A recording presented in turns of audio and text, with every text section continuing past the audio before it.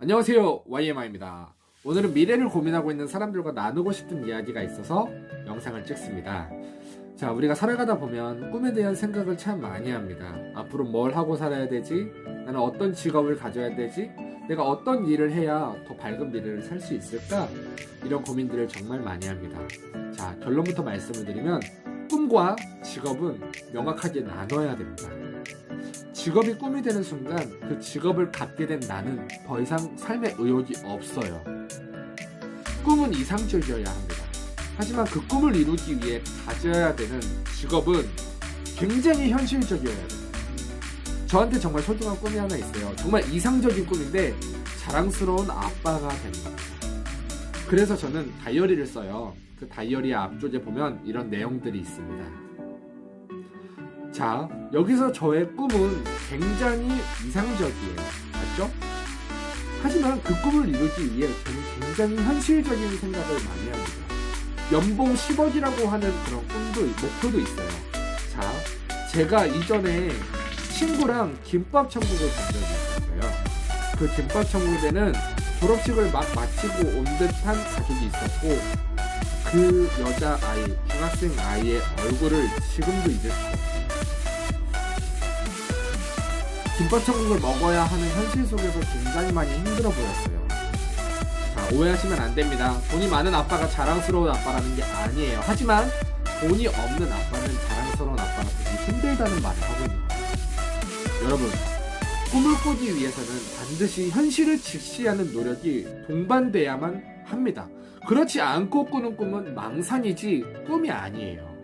이전에 제가 고등학생들 앞에서 강의를 한 적이 있어요. 그때 한 학생이 질문을 했습니다. 선생님, 저에게 꿈이 있는데 이 꿈을 어른들이 비웃는 것 같아요. 그래서 기분이 상해요. 제가 물어봤어요. 어떤 꿈을 갖고 있어요? 변호사요. 어릴 적 부모님이 이혼하셨는데 변호사님이 집에 자주 찾아와 주셨어요. 그래서 저희를 잘 돌봐주셨고 그 모습에 감동을 받았어요. 그래서 변호사라고 하는 직업을 목표로 갖게 되었습니다. 너무 멋있는데 왜 그런 꿈을 비웃는 거죠? 근데 알고 보니 그 친구의 성적이 지금 고등학교 2학년이에요. 근데 6, 7등급이랍니다. 어떤 생각이 드세요? 자, 그 친구에게 말했습니다. 친구, 한 가지만 정확하게 말합니다. 학생의 꿈은 변호사예요? 아니면은 마음이 힘든 아이들에게 위로해주는 사람이에요? 후자래요. 자, 사람이 꿈을 꾸기 위해서는, 꿈을 갖기 위해서는 갖춰야 될 세 가지가 있어요.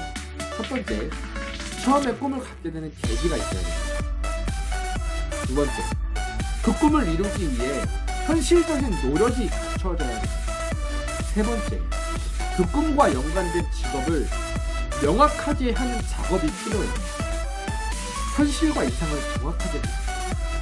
만약 진짜 변호사라는 직업이 꿈인데 공부라는 노력을 쏟지 않는다면 그건 자신이 꾸고 있는 꿈에 대해 굉장히 무책임한 거예요. 물론 공부가 적성이 안 맞는 친구들도 있습니다. 아무리 노력해도 5등급을 넘기기 힘든 그런 친구들도 있어요. 그러면 그 소중한 내 꿈을 갖게 된 계기를 뒷받침해 줄 수 있는 실력이 안 되면 꿈은 그대로 두세요. 하지만 직업을 좀 낮춰야 됩니다. 자, 변호사라고 하는 직업이 어렵다면 사회복지사라고 하는 직업도 있어요.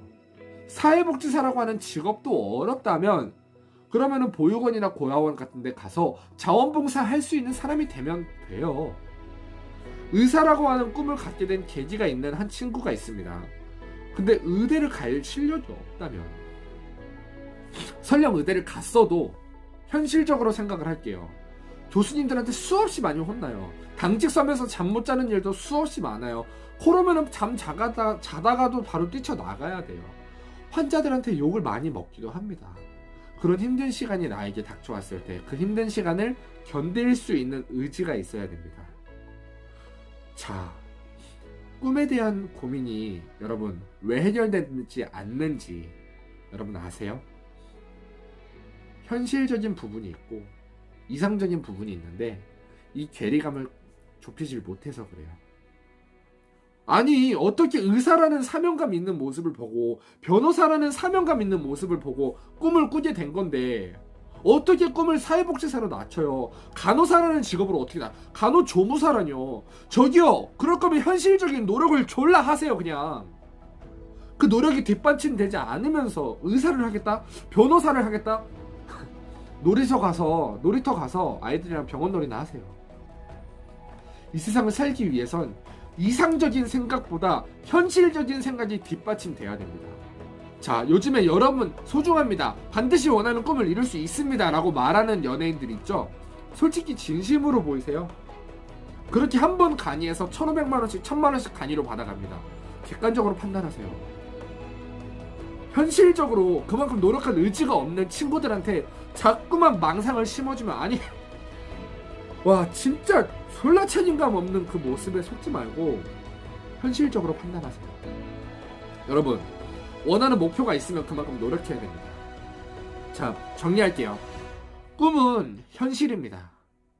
자, 이상 반드시 있어야 돼요. 그런데 그 이상을 뒷받침해줄 수 있는 현실적인 노력과 의지가 따라오지 못한다면 절대 이룰 수 없는 꿈이에요. 그럼 목표를 어떻게 낮춰야 되냐고요? 자, 꿈을 갖게 된 계기가 있죠. 그 꿈을 갖게 된 계기를 생각해보세요. 그 이유를 생각해보세요. 내가 마음이 어려운 친구들을 도와줄 수 있는 사람? 그러면 변호사만이 그런 사람이에요? 아니에요. 오히려 사회복지사, 보육원에서 일하시는 선생님들이 훨씬 더 그 사명감에 불타오르는 행동을 많이 하십니다. 그렇게 꿈을 낮추세요. 하지만 그게 싫으세요? 그럼 그냥 졸라 노력하세요. 꿈은 현실을 직시하지 못할 때 엄청난 리스크가 생깁니다. 절대 잊지 말고 둘 중 하나 꼭 하시기 바랍니다. 목표를 낮추던지 목표를 이룰 만한 노력과 의지를 불태우던지. 여러분, 꿈은 현실입니다. 영상 끝까지 봐주셔서 감사합니다.